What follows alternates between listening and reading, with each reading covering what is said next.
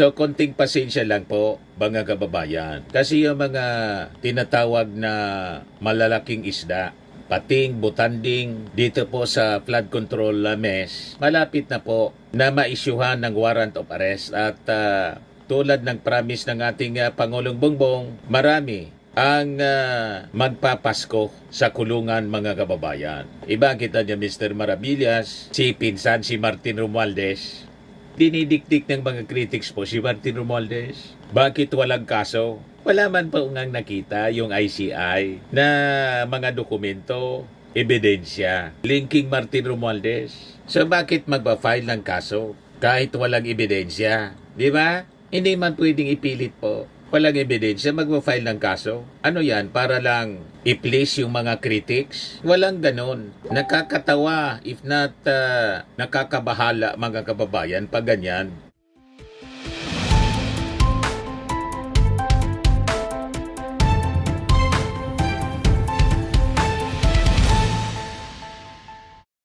Hello po mga kababayan, si Dante Maravillas. I-update ko kayo ng mga balita ngayon.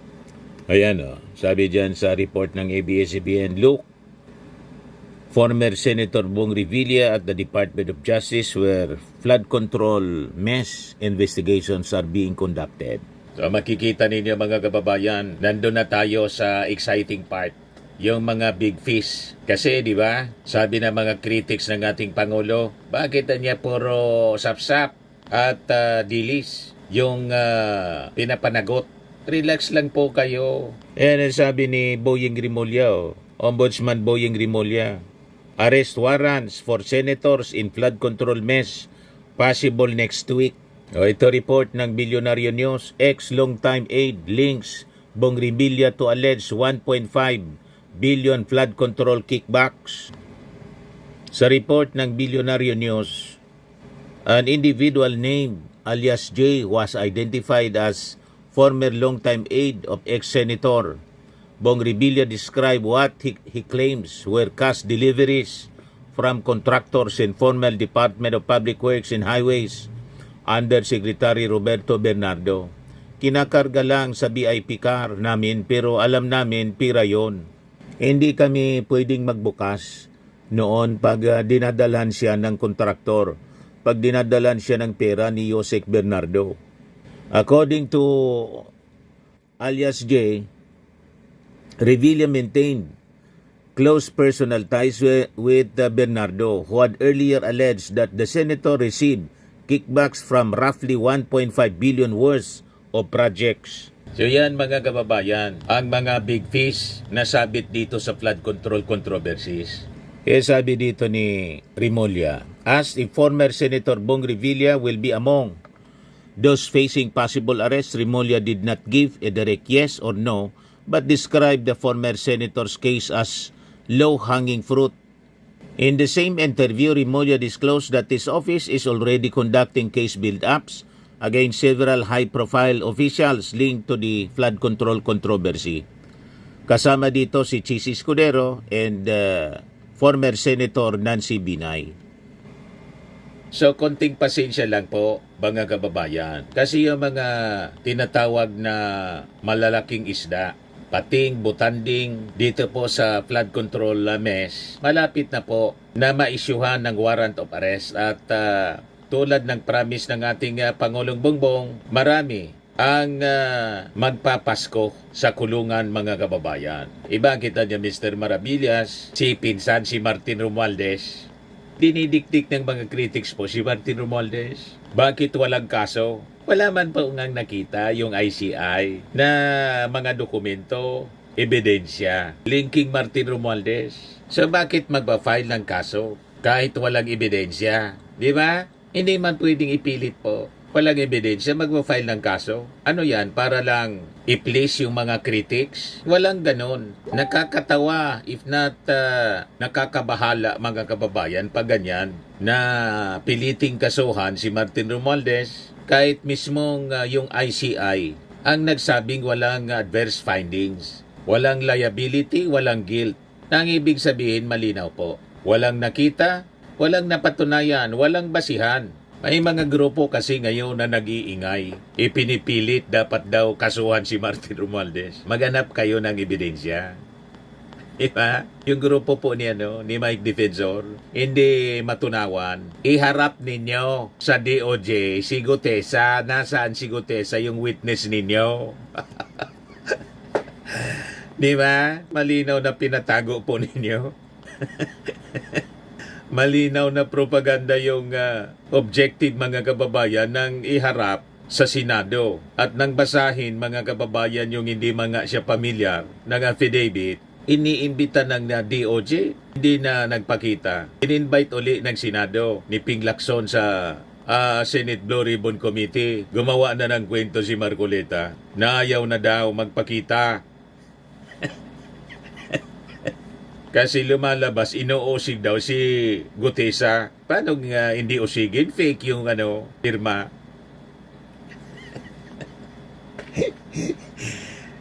Fake yung gumamit pa ng pangalan ng abogado.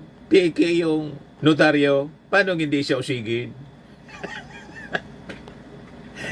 Kayo talaga. At ngayon mga kababayan, pinipilit nila sa kanilang mga propaganda na dapat daw kasuhan si kasuhan, isama sa dapat kasuhan si Martin Romualdez. Maghanap muna kayo ng ebidensya. Kasi yung ICI, walang nakitang ebidensya. Evidence of guilt. I-refer yung kanilang findings sa ombudsman, pero walang nakitang guilt kay Martin Romualdez. Kaya kayo napapahiya. Kasi yung mga kwento ninyo, lumalabas po, lahat marites, paninira man lang. Di ba? Kasi gusto ninyong siraan si Martin para mapin down ninyo yung ating Pangulong Bongbong Marcos. Ganon man lang yung agenda ninyo eh. So malinaw po yung findings. Ang tanong, bakit po ipinipilit nila? Malinaw po ang sagot. Hindi sila para sa katotohanan. Hindi katotohanan yung habol ng mga grupong ito, kundi yung paggawa ng ingay at pagkasira. Yan man lang po ang malinaw dyan. Kasi po, yung ICI may kumpleto pong dokumento at transcript. May sworn affidavit sila. At ilang oras na nag-testimonya si Martin Romualdez doon. Sa ilalim ng panunumpa. Nag-take out siya doon. So matapos mga kababayan yung buwan ng investigasyon, napakalinaw yung kanilang sinabi. Wala pong ebidensyang nag-uugnay sa dating speaker sa anumang anomalya. Pero ngayon po, dahil sumabla yung naratibo ng mga kritiko, file na lang ng kaso. Yan ang gusto nilang mangyari. Mag-file ng kaso para may usok kahit walang apoy. Gagawa sila ng usok, hindi galing sa apoy. Di ba? May ganon niya, Mr. Maravillas. May ganon. Magkikreate sila ng mukhang usok. Palalabisin nila may apoy. Everything is possible na ngayon po, mga kababayan. So ngayon, anong tawag sa ganyang mga gawain po? Di ba pananakot, pamumulitika at pagbabaluktot sa proseso? Yan ang masama dito sa mga taong ito eh. Sa demokrasya po, hindi dapat tayo nagpa-file ng kaso para lang may maipakita. Hindi tayo nag-iimbento ng mga ebidensya dahil may gusto lang nasiraan. Hindi rin natin iniastang ombudsman yung mga politiko o mga vloggers. Kasi po, may sariling proseso. May malinaw at sariling proseso yung ating batas po. Ngayon, nasa ombudsman na po yung bola kasi nirefer na po doon ng ICI yung findings kay Martin Romualdez. Yung ombudsman, yung totoong may kapangyarihan na magpasya batay sa sa ebidensya. Hindi sa sigawan o base lang sa kwentong marites. Kaya ang tanong ngayon, hindi bakit walang kaso? Tulad ng lagi nilang pinapalitaw sa mga propaganda sa social media. Ang tanong, bakit pilit kayong nagpapakaso? Pilit ninyong gustong kasuhan yung tao kahit walang nakitang ebidensya sa pag-iimbestiga mismo ng ICI. Yan ang tanong. Walang findings of guilt po. Malinaw doon sa statement ng ICI sa referral sa ombudsman. Ngayon, ICI, no finding of guilt versus Romualdez in Ombudsman Referral. November 25, 2025. Pero gusto ninyong pakasuhan. Diba? Bakit gusto ninyong pakasuhan si Martin Romualdez? Kahit walang findings of guilt? May ganon? Ano kayo? Bali? Diba? May pagkaloko din ng mga pag-iisip ninyo. Itong grupo ni Mike Defensor, na grupo ni Gloria Macapagal Arroyo, na barkada ni Sara Duterte. Alam na ninyo ang koneksyon, ano? Kung bakit gusto nilang pakasuhan si Martin Romualdez. Alam na ninyo kung sino yung mga nasa likod. So malinaw mga kababayan ang gusto nilang mangyari. It is not about truth. They just wanted to target one man, Martin Romualdez. Kasi si Martin Romualdez, sabi nga natin, he is the knight in shining armor ng ating Pangulong Bongbong. Kaya gusto nilang durugin po. Ang nasa likod ng lahat ng ito mga kababayan, isang grupo lang. Ayan o, si Mike Defensor, ang walang tigil na gumagawa ng mga propaganda laban kay Martin Romualdez. Long-time loyalist kasi siya ni GMA. Taga-depensa ni GMA sa Hilo Garcia scandal. Acted as public shield in multiple controversies. At hanggang ngayon, remained aligned mga kababayan with the GMA after the shift of political winds. To this day, Defensor still operates within GMA's political orbit. Madaling sabi, si Defensor is not just a former party list solon. He is a GMA operator, trained, loyal, dependable. Nagets na ninyo? Bakit si Mike Defensor ang nagdala kay Gutesa, yung witness si Marcoleta, para idiin si Martin Romualdez? Alam na ninyo. Ayan o. GMA's current alliance locked with BP Sara Duterte. Gloria Arroyo is widely described as the single most influential political mentor ni Sara Duterte. Their alliance is no secret. Si GMA openly supported Sara's speakership. Or GMA was supported openly yung kanyang speakership bid in 2023. Si Sara publicly calls GMA her advisor and guide. Bird of the same feather po. Birds of the same feather po. Kaya sila magkakasundo. Pareha sila ang kulay at ang ambisyon. Remember si GMA, tinatalsik si Era Estrada, tinake over po. Ganon din ang playbook ngayon.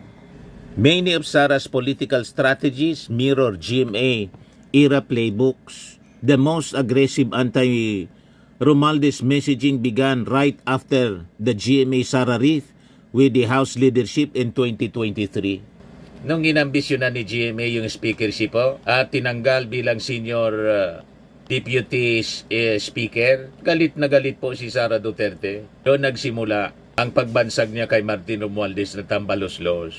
Now you know. Malalim po yan.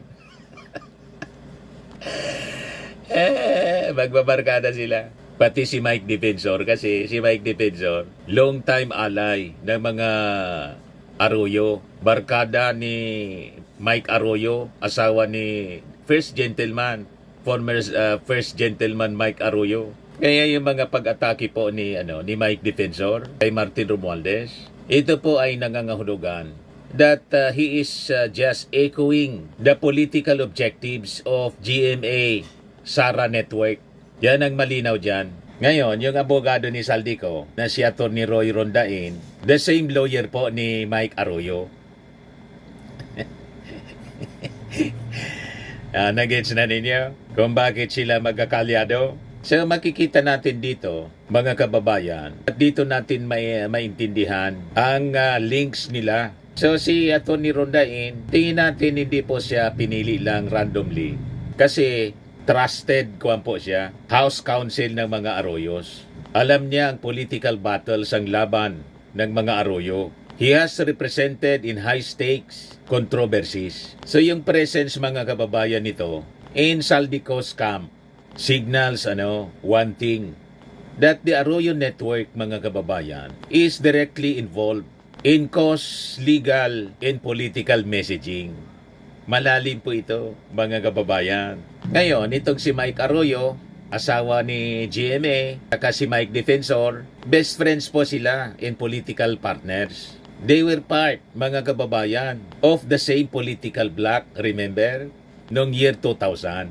Si Mike Defensor acted, mga kababayan, as one of the most visible public defenders of the Arroyo family in its darkest political periods. Kaya po, nang kunin ni dating Bicol Congressman Saldico, si Atty. Roy Rondain, na isa pong veteranong abogado ng mga Arroyo. At nang itong si Mike Defensor ay maging most aggressive attack dog ni Saldico po, yung pattern po, mga kababayan, becomes impossible to ignore. This is not friendship, it is coordination.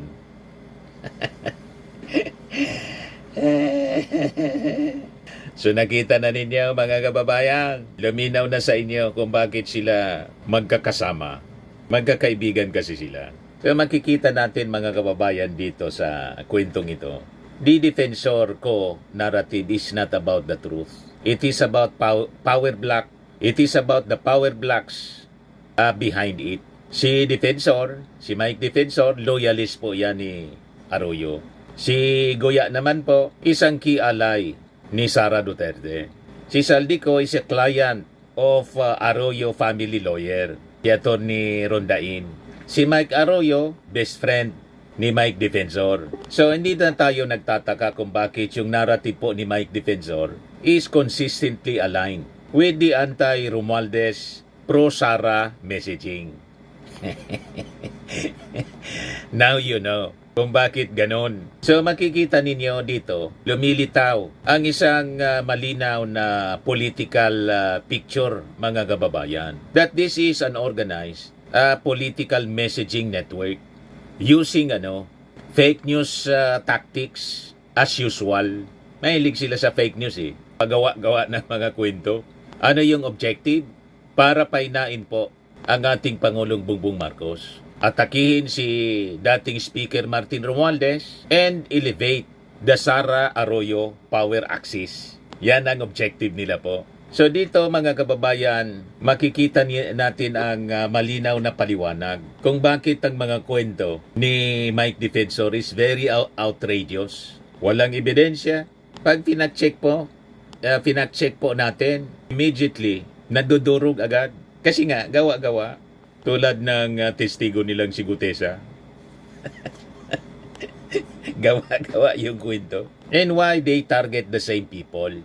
And always benefit the same political faction. Ang sinisiraan, Marcos Romualdez. Para magkinabang, mga kababayan, si Sara Duterte. So nagets na ninyo, mga kababayan. So malinaw po, this is not a crusade.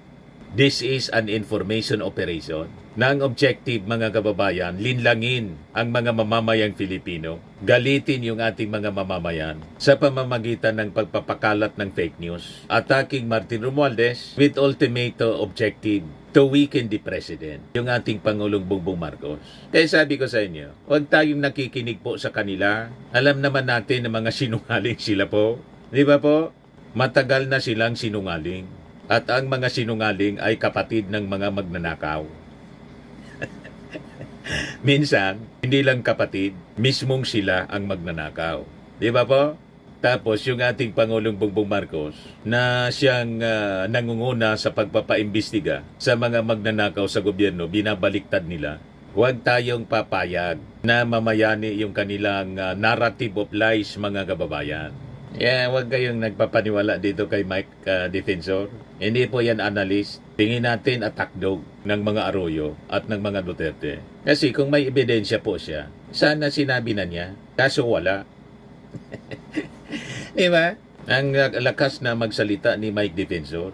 Kaya lang puro recycle, puro chismis. Kaya nga yung challenge natin, kayo yung nagdala kay Gutesa sa Senado. Ang tanong, nasaan na si Gutesa? Di ba? Para patunayan ang kanyang mga akusasyon. Kaso wala na Malamang sa malamang tinago na nila. Kasi ayaw po mag-isa.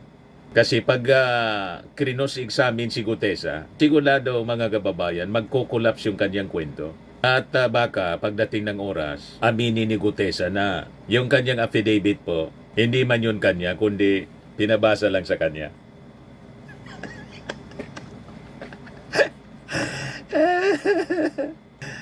Pinabasa lang ni Marcoleta, mga kababayan. So alatado, mga kababayan, itong si Mike Defensor, pag nagsalita po, may script, may sponsor. May nag-sponsor po sa kanya para magsalita ng magsalita laban kay Martin at sa ating Pangulong Bongbong. Ngayon ang post niya, 22 hours ago, a channel dedicated to exposing the massive corruption. Tapos, BBM resign. We demand truth, accountability in the resignation of President Marcos. Laway na sila, mga kababayan, na iupo si Sara Duterte. Hindi makapaghintay po sa 2028 election. Walang tigil sa paninira sa ating administrasyon po. Natutok para papanagutin yung totoong mga magnanakaw. Kasi malinaw naman po, pag naiupo nila si Sara, wala nang investigasyon, di happy sila. Di ba po, mga kababayan, malinaw? Anyway, malabo man po na sila magtagumpay. Hindi papayagan ng ating Panginoon ang kanilang mga maiitim na balakin. Tama pa? Ayan yung ating Pangulo po. Ang araw po sa inyo lahat, mga kababayan ko. Naglabas na ang Court of Appeals ng freeze order laban sa mga bank account, ari-arian at sasakyang panghimpapawid na may kaugnayan sa mga anomalyang flood control project na iniimbestigahan ngayon ng gobyerno. Sakop ng freeze order ang mga account at ari-arian ng Silver Wolves Construction Corporation at Skyyard Aviation Corporation. Pati na rin ang mga personal account at asset ng mga individual na nasangkot sa investigasyon. Kabilang ay si Congressman Eric Yap at Ed Vic Yap. May mahigit 16 billion na ang pumasok sa mga transaksyon ng Silver Wolves mula 2022 hanggang 2025. Nakaramihan ay may kaugnayan sa mga flood control project ng DPWH.